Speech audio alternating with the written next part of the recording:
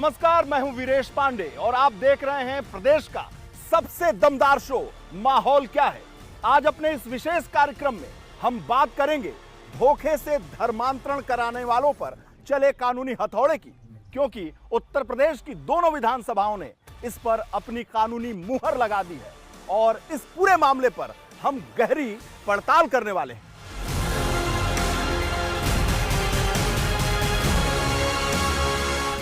सियासत में जिस मुद्दे की पहचान लफ्ज जिहाद के रूप में है, जिसे अपराध घोषित करने के लिए नया कानून बन चुका है, उस नए कानून में ही इस शब्द का कहीं जिक्र तक नहीं है। अगर जिक्र है तो बस इतना कि प्यार की आड़ में धोखेबाजी पर नकेल कसने का। अब जोर जबरदस्ती और लोभ और लालच में केवल शादी के लिए धर्मांतरण करना उत्तर प्रदेश में गैर कानूनी होगा। उत्तर प्रदेश पहला राज्य बन गया है जहां लव जिहाद अब अपराध है, क्योंकि विधानसभा के बाद गुरुवार को विधान परिषद में धर्मांतरण कानून पास हो गया।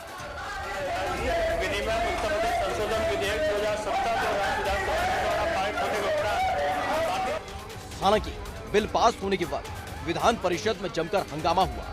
समाजवादी पार्टी ने इस कानून का खुलकर विरोध किया। यहां तक कि विधेयक की कॉपियां सपा के विधायकों ने सभापति पर फेंक दी, लेकिन सपा का विरोध कानून को पास होने से नहीं रोक पाया। विधानसभा में पारित हुआ है और इसमें कोई ऐसी आपत्तिजनक बात भी नहीं है। ये किसी धर्म विशेष के लिए नहीं है, ये ना केवल मुसलमान के लिए है, ना केवल हिंदू के लिए। ये हिंदू, मुस्लिम, सिख, ईसाई सभी के लिए है। अगर कोई हिंदू धर्म परिवर्तन कराता है किसी मुस्लिम का, तब भी वो उतना ही दंड का पाता है जितना कोई मुस्लिम किसी हिंदू या सिख या ईसाई का धर्म अंतरण कराता है, तो वो भी जो विधिक प्रक्रिया बगैर अपनाए कराता है।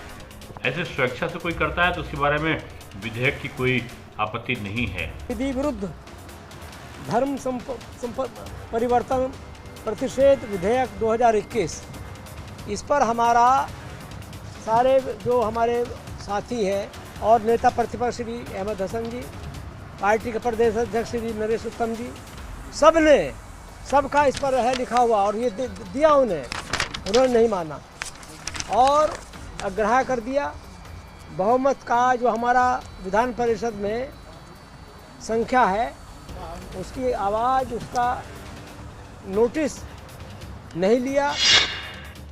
आपको बता दें, यूपी में धर्मांतरण कानून पहले ही बन चुका है, लेकिन पहले अध्यादेश लाकर बिल को मंजूरी दी गई और फिर राज्यपाल की सहमति के बाद इसे कानून बना दिया गया। पर अध्यादेश के नियमों के मुताबिक सरकार को 6 महीने के भीतर सदन में बिल पेश करके प्रस्ताव पास कराना होता है। अब इसी नियम के तहत बारी बारी से दोनों सदनों के पटल पर यह विधेयक रखा गया और पास करा लिया गया।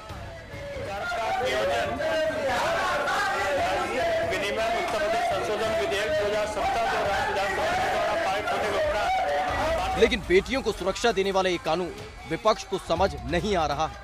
अध्यादेश लाने से लेकर इसके पास होने तक विपक्ष अपना विरोध दर्ज कराता रहा। बिल को लेकर राज्य की राजनीति में उबाल दिख रहा है। सीएम योगी ने संकेत तो महीनों पहले दे दिए थे कि शादी की आड़ में धर्मांतरण वाली साजिश के दिन पूरे हो चुके हैं। इशारा इसके खिलाफ कानून बनाने का था, जो अब जमीन पर उतर चुका है। विधानसभा की मोहर के बाद बस इसके लागू होने में सिर्फ औपचारिकता ही बची है। धर्म परिवर्तन करना शादी के लिए आवश्यक नहीं है और भाइयों बहनों, लव जिहाद की समस्या पर भी सख्ती से अंकुश लगाने का कार्य सरकार करने जा रही है। बहुत सख्ती के साथ अंकुश लगाने का कार्य। 2022 के सियासी समर में ये मुद्दा कितना असरदार होगा, इसकी भविष्यवाणी अभी से नहीं की जा सकती, लेकिन इतना तय है कि योगी सरकार के ताजा तेवर विपक्षी किले में हलचल बढ़ा चुके हैं। छद्म और किसी प्रकार का लोभ लालच में बहन बेटियों की इज्जत के साथ खिलवाड़ करने वाले की जगह जेल होनी चाहिए और कानून के शिकंजे में ला करके ऐसे लोगों की संपत्तियों को जब्त करने का कार्य करने के साथ ही घोषित दुराचारी के रूप में उनकी पोस्टर भी चौराहे पर चस्पा करने का कार्य करेंगे। बीजेपी के लिए एक ऐसा मुद्दा है जिसे उसने बार बार चुनावों में भुनाया। सालों से पार्टी का ये दावा रहा है कि हिंदू लड़कियों के साथ धोखे से धर्मांतरण की साजिश सुनियोजित है। लव्स जिहाद की हेट स्टोरी पर कानूनी मुहर के बाद अब सबकी नजर इस बात पर है कि ये कानून जमीन पर कितना कारगर साबित होगा। ऐसे में यूपी में लव्स जिहाद पर हथौड़ा चला है, तो नए कानून में क्या है ये आप भी जान लीजिए।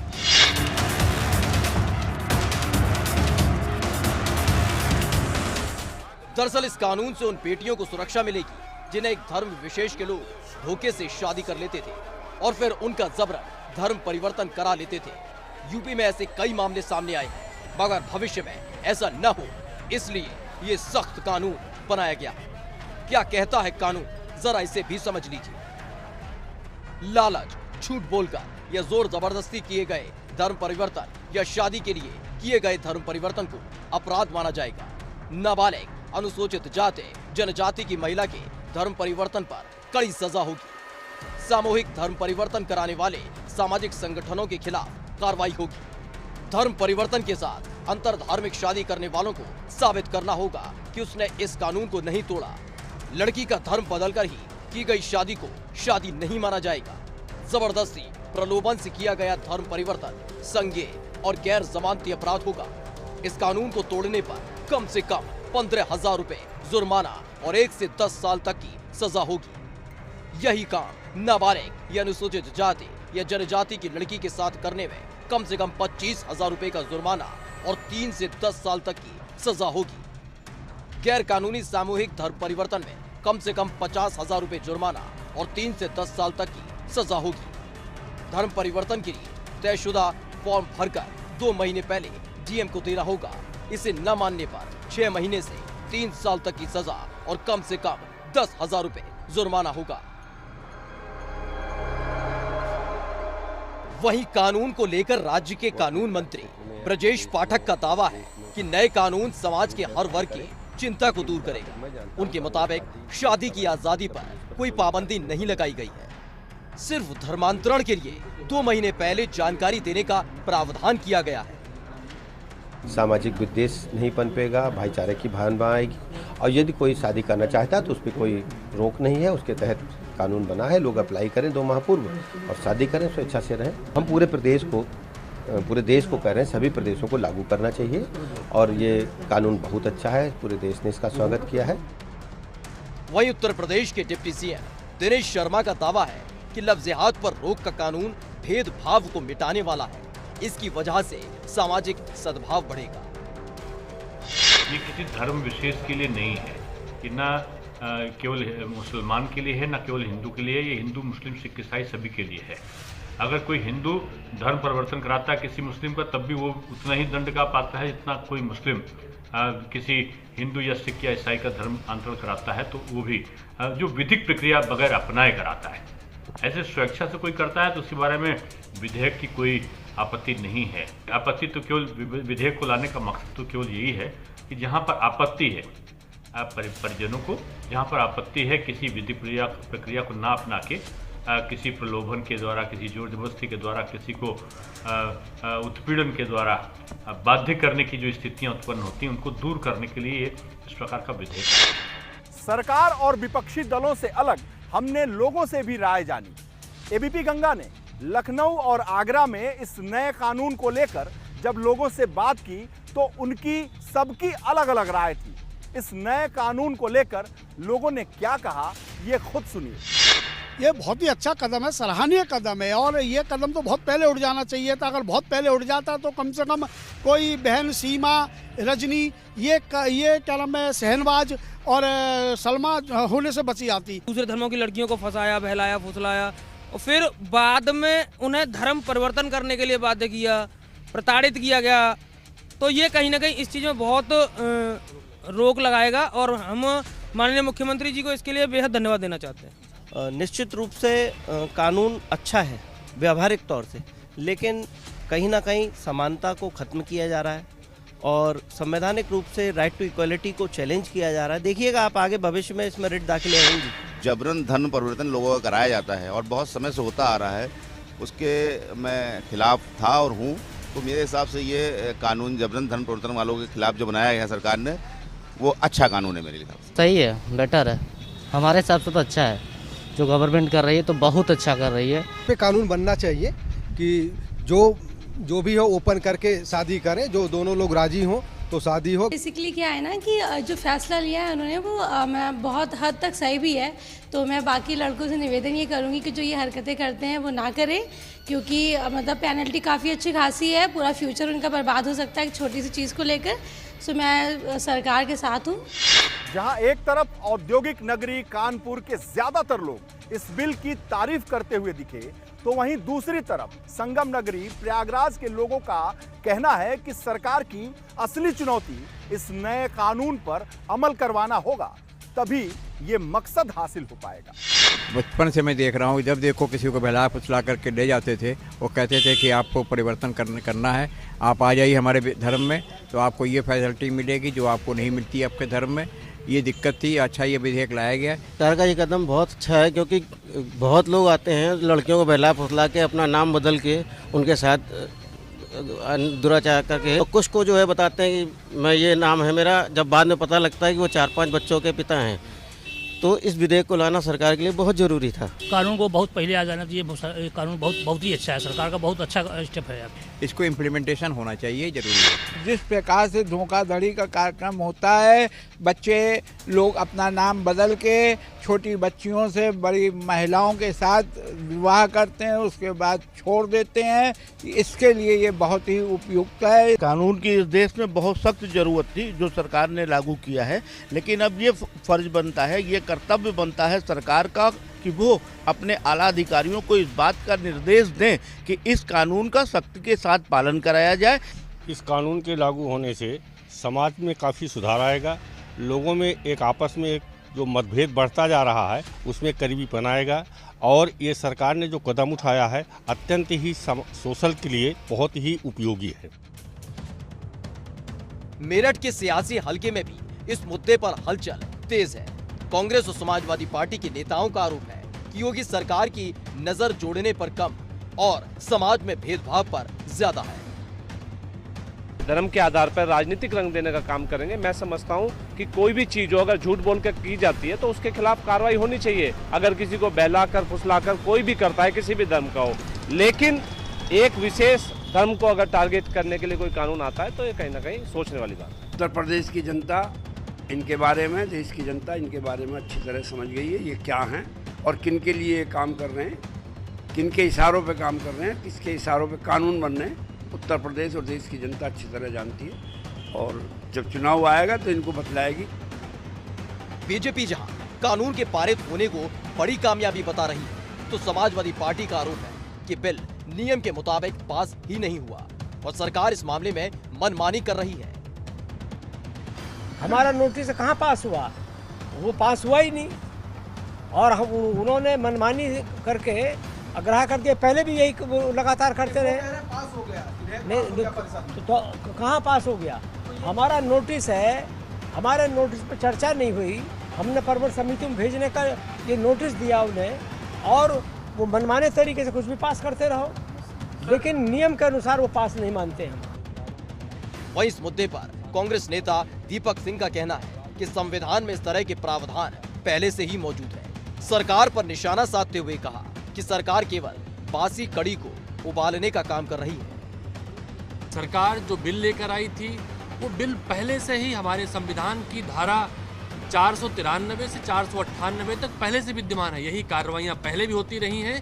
तो सरकार बासी कड़ी को उबालने का काम करती है, अपनी असफलताओं को छुपाने के लिए, बहुमत को दबाने का काम करती है। जहां एक और मुख्यमंत्री सतही बातें करके अपने कामों को, जो उनके काम रहे हैं खराब वाले, छुपाने का काम करते हैं, वही यहाँ के सदन कार्य नियमावली जो है सतही काम करके लोकतंत्र को अपमानित करने का काम करते हैं। सबसे चिंताजनक बात यह है कि कई सारे मामले ऐसे हैं कि एक धर्म विशेष के युवकों ने एक धर्म विशेष की लड़कियों को पहले अपने प्रेम जाल में फंसाया और फिर उन पर धर्म परिवर्तन करने की साजिश रची। ऐसे कुछ मामलों को आप भी देखिए।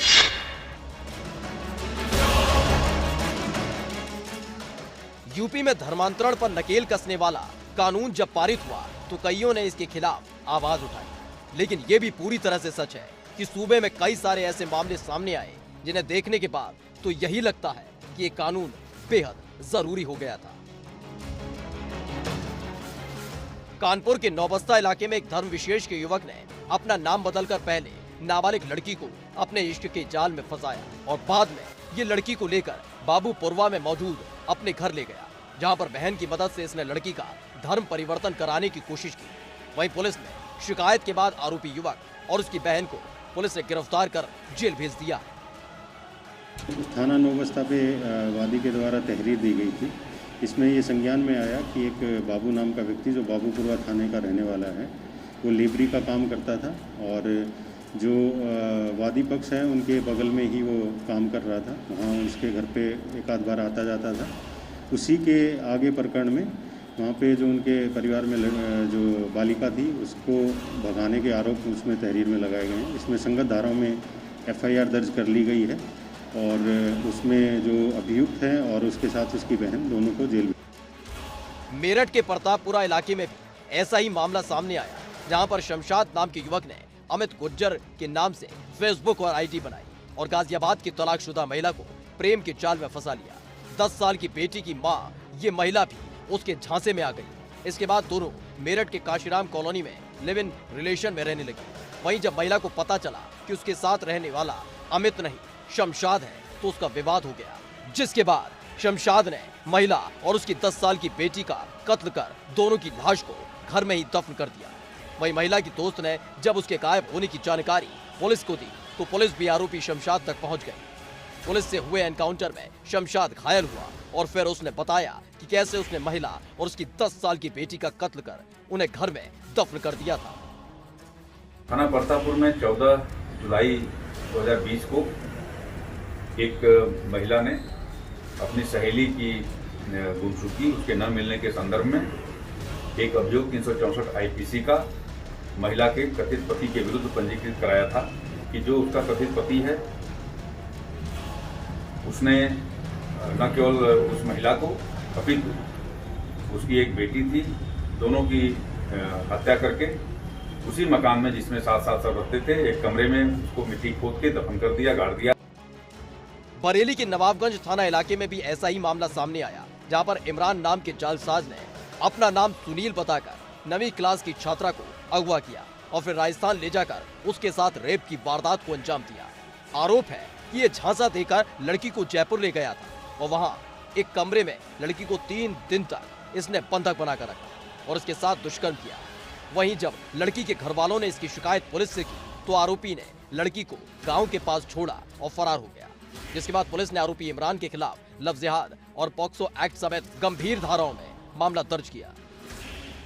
ये थाना देवरनिया क्षेत्र में एक गांव है तो वहाँ के एक व्यक्ति आए, उन्होंने कहा कि मेरी लड़की को पास का एक लड़का जिसका नाम उवैस है वो तंग करता है और लड़की पर दबाव बनाता है धर्मांतरण करने के लिए और शादी करने के लिए। उसने यही बताया कि पिछले साल भी इस लड़के ने मेरी लड़की का अपहरण किया था और लड़की को बम्बई ले जा रहा था, पुलिस ने बरामद की थी, तो उसकी तहरीर पर कल मुकदमा दर्ज किया गया है। ये मामले बताने के लिए काफी हैं कि कैसे लव जिहाद की साजिश न सिर्फ रची जा रही थी बल्कि इसकी आड़ में कई लड़कियों की जिंदगी से खिलवाड़ किया जा रहा था। ऐसे में धर्मांतरण पर बना ये कानून उन लोगों को जरूर चुभ रहा है जो कि इश्क की आड़ में फरेब का नकाब ओढ़कर ऐसी वारदात को अंजाम देने की हसरत पाले हुए हैं। आइए अब जान लेते हैं कि यूपी सरकार का यह अध्यादेश जब सुप्रीम कोर्ट तक पहुंचा तो कोर्ट ने किन सवालों के जवाब मांगे थे। देश की सबसे बड़ी अदालत ने केंद्र और राज्य सरकार को नोटिस भेजकर कुछ सवालों पर जवाब मांगा था। सुप्रीम अदालत ने जानना चाहा कि अध्यादेश कहीं अनुच्छेद 25 का उल्लंघन तो नहीं करता, इससे धार्मिक स्वतंत्रता के अधिकार पर कोई असर तो नहीं पड़ रहा है, अनुच्छेद 14 के तहत समानता के अधिकार का उल्लंघन तो नहीं हो रहा, संविधान के अनुच्छेद 15 के तहत शोषण के विरुद्ध अधिकार पर तो इससे कोई आंच तो नहीं आ रही, साथ ही किसी तरह से अनुच्छेद 21 के तहत सम्मान के साथ जीने का अधिकार तो इससे प्रभावित नहीं हो रहा।